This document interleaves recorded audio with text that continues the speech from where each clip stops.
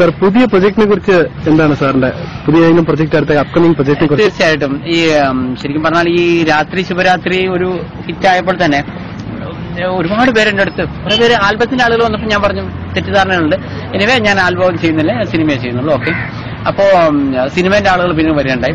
4 project പുതുതായിട്ട് എനിക്ക് വരുന്നുണ്ട്, 4 അതിലിപ്പോ ഫസ്റ്റത്തെ അതായത് അറ്റിച്ചന്റെ രണ്ടാമത്തെ വർക്ക് കാളിദാസൻ കവിത എഴുതുകയാണെന്നുള്ള വർക്കാണ്. ഒരു കോമഡി ഫിലിമാണ് ഞാൻ വിചാരിക്കുന്നത്. കോമഡി ആണെങ്കിലും ഒരു പ്രേമത്തിന്റെ ഒരു പുതിയൊരു ഡെഫിനിഷൻ എല്ലാം കൊടുത്തിട്ടുള്ള ഒരു കോമഡി ഫിലിമാണ് വിചാരിക്കുന്നത്. തീർച്ചയായിട്ടും 8 ഗാനങ്ങളുണ്ടാവും. അതും പരമാവധി വെറൈറ്റി ആയിട്ട് ചെയ്യാനാണ്. അത് 8 ഗാനങ്ങൾ അതിലുണ്ട്. 8 ഗാനങ്ങളുണ്ട്. ഞാൻ ഒരു സിനിമ ചെയ്യുകയാണെങ്കിൽ കുറച്ച് ഗാനങ്ങളും ഇതൊക്കെ ആയിട്ട് പോകണമെന്നുണ്ട്. പിന്നെ ബേസിക്കലി ഞാനിതൊന്നും എല്ലാ ജോലികളും ചെയ്യുന്നുണ്ടെങ്കിൽ എനിക്ക് ഇവയിലൊന്നും കാര്യമായിട്ടുള്ള ഞാനൊന്നുമില്ല. ഞാൻ ഇതിന് മുൻകാലങ്ങളിൽ ഒരു സിനിമ സെറ്റ് കണ്ടിട്ടില്ല. അതിന്റെയൊക്കെ ഒരു പോരായ്മകൾ തീർച്ചയായിട്ടും ഉണ്ടാവും. ഞാൻ പെട്ടെന്നൊരു ദിവസം ചാടിക്കറി വരികയാണ്. അപ്പോൾ ഇങ്ങനെയൊക്കെ ആണെങ്കിൽ കൂടി ഓരോ പരിമിതികളും കടന്ന് ഇപ്പോൾ രണ്ടാമത്തെ സിനിമ ചെയ്യുമ്പോൾ എനിക്ക് കുറെ ഒരു ഫൗണ്ടേഷൻ ഉണ്ട്. എനിക്ക് അറ്റ്ലീസ്റ്റ് കൃഷ്ണൻ രാധയിലൂടെ എനിക്കിപ്പോൾ ഒരു ഇമേജ് ഉണ്ട്. ഈ ഇമേജ് എനിക്ക് ചിലപ്പോൾ അതൊരു ദോഷമാകുമെന്ന് എനിക്ക് പേടിയുണ്ട്. കാരണം ഇനിയിപ്പോൾ ആളുകൾ എക്സ്പെക്ട് ചെയ്യും. ഇപ്പോൾ ഒരു സോങ് എന്ന് പറയുമ്പോൾ എല്ലാവരും രാത്രി ശിവരാത്രി പോലത്തെ ഒരു സോങ് ഇങ്ങനെയൊക്കെ പറഞ്ഞു കഴിഞ്ഞാൽ അതൊന്നും സാധ്യമല്ല. കാരണം വെച്ചാൽ ഒരു സോങ് അങ്ങനെ, മറ്റൊരു സോങ് വേറെ രീതിയിലേ നമുക്ക് പറ്റുള്ളൂ. പക്ഷെ ആളുകൾ നമ്മളിൽ നിന്ന് അങ്ങനെയൊക്കെയാണ് എക്സ്പെക്ട് ചെയ്യുന്നത്.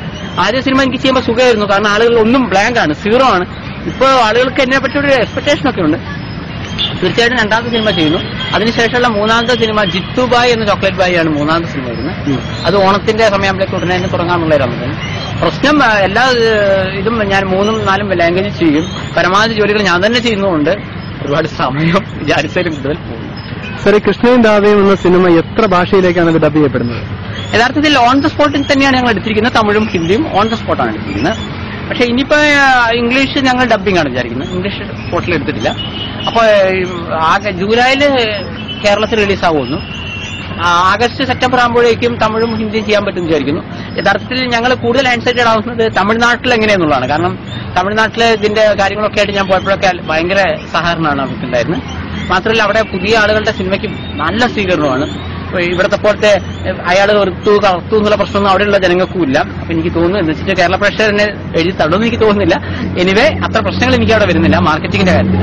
പിന്നെ ഹിന്ദിയിലെ പ്രേക്ഷകർക്കും പുതുതായിട്ടുള്ള സിനിമകൾ വളരെ നല്ല സമീപനമാണ്. മലയാളത്തിൽ പിന്നെ അങ്ങനെ പുതിയ സിനിമകൾ അങ്ങനെ വിജയിച്ച ചരിത്രം വളരെ കുറച്ചേ കാണുന്നുള്ളൂ. എനിവേ ഇത് എല്ലാം ഇംഗ്ലീഷിൽ ഡബ്ബിംഗ് ആണ് പറയുന്നത്. ഇംഗ്ലീഷും പിന്നെ അതേസമയം തെലുങ്കുന്നും കന്നഡയൊക്കെ ആക്കിക്കൂടെന്ന് വെച്ചിട്ട് അവിടെയുള്ള ആളുകൾ പറഞ്ഞിരുന്നു. അപ്പൊ ഞാൻ പല തിരക്കായതുകൊണ്ട് എന്താ ചെയ്യുക, ഏതൊക്കെ ഭാഷ എങ്ങനെയൊക്കെ ചെയ്യുന്നുള്ള ഒരു 24 മണിക്കൂർ തികയുന്നില്ല. ഹിന്ദിയിലും ഇംഗ്ലീഷിലും തിരക്കഥ എല്ലാം സാറ് തന്നെയാണ് ചെയ്തത്? തീർച്ചയായിട്ടും. തമിഴില് എനിക്ക് എങ്ങനെയൊക്കെയാണെങ്കിൽ തമിഴില് കുറെ പേര് ഹെൽപ്പ് ചെയ്തിരുന്നു എന്നെ തമിഴിന്റെ ചെയ്യാൻ. ഹിന്ദി എനിക്ക് അറിയാം, വീട്ടിലെ ഭാഷ കൂടുതൽ ഇംഗ്ലീഷ് ഹിന്ദിയാണ്.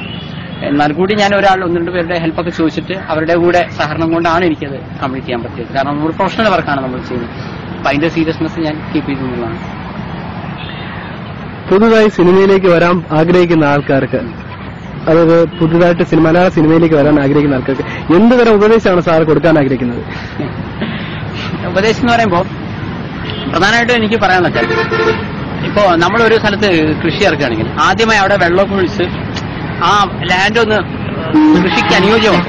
എന്നിട്ടാണ് നമ്മൾ കൃഷി ചെയ്താലാണ് അതിന് ഗുണം ഉണ്ടാവുക. അല്ലെങ്കിൽ ഏതെങ്കിലും ഒരു സ്ഥലത്ത് നമ്മൾ പെട്ടെന്ന് കൃഷി ചെയ്താൽ ഗുണം ഉണ്ടാവില്ല.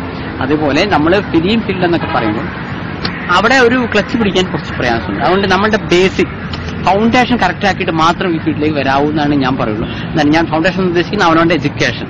കാരണം ഇതിലിപ്പോൾ ഒരു സിനിമ ഹിറ്റാവാം, അടുത്ത സിനിമ പൊട്ടാം, അതോടെ നിങ്ങൾ ഫ്ലോപ്പ് നായകനായി ഫ്ലോപ്പ് നായികയായി എനിക്ക് വരുള്ളൂ.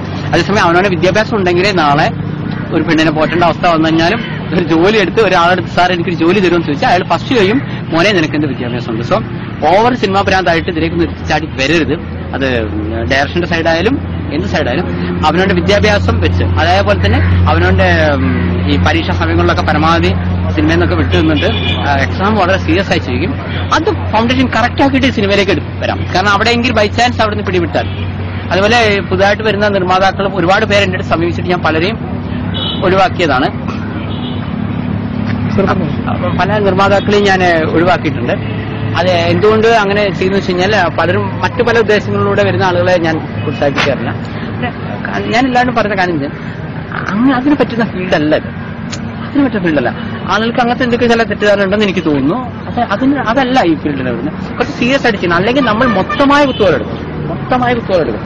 ഫിലിം എന്ന് പറഞ്ഞാൽ അതിനെപ്പറ്റി ബേസിക് ആയിട്ട് ഞാൻ ഉണ്ടാക്കി ഏതെങ്കിലും ഒരു സിനിമ സെറ്റിലെല്ലാം പോയി മിനിമം നോളജ് ഉണ്ടാക്കിയിട്ട് മാത്രമേ അതുപോലെ തന്നെ ഈ അസിസ്റ്റന്റുമാരായിട്ടും ടെക്നിക്കൽ സൈഡിലൊക്കെ വരുന്ന ആളുകൾ കുഞ്ഞു കുഞ്ഞു റോളിലൊക്കെ വരുന്ന ആളുകളോട് എനിക്ക് പറയാനുള്ളതേ ഉള്ളൂ, പണം, ബുദ്ധി, അത്യാവശ്യം കഴിവുണ്ടെങ്കിൽ സ്വന്തമായിട്ട് കാര്യങ്ങൾ ചെയ്ത് ആളുകൾക്ക് പ്രൂവ് ചെയ്യുന്നതാണ് നല്ലത്. അല്ലെങ്കിൽ ജീവിതകാലം മുഴുവൻ ആരെങ്കിലുമൊക്കെ ചീത്തയും തെറിയും കേട്ട് അസിസ്റ്റന്റ് ആയിട്ട് ജീവിക്കേണ്ടി വരും. ജീവിതകാലം മുഴുവൻ ഇങ്ങനെ സബ്ബായിട്ടും ഓരോരുത്തരുടെ ഡ്യൂപ്പായിട്ടും ബാക്കിൽ ഡാൻസ് ചെയ്യുന്ന ഒരാളായിട്ടൊക്കെ നമ്മൾ മരിക്കുന്നന്ന് വരും പോകും. കയ്യിൽ പൈസ ഒക്കെ ഉണ്ടെങ്കിൽ സ്വന്തമായിട്ടൊക്കെ ചെയ്തു കഴിഞ്ഞാൽ നമുക്ക് പ്രൂവ് ചെയ്യാൻ സാധിക്കും അറ്റ്ലീസ്റ്റ്.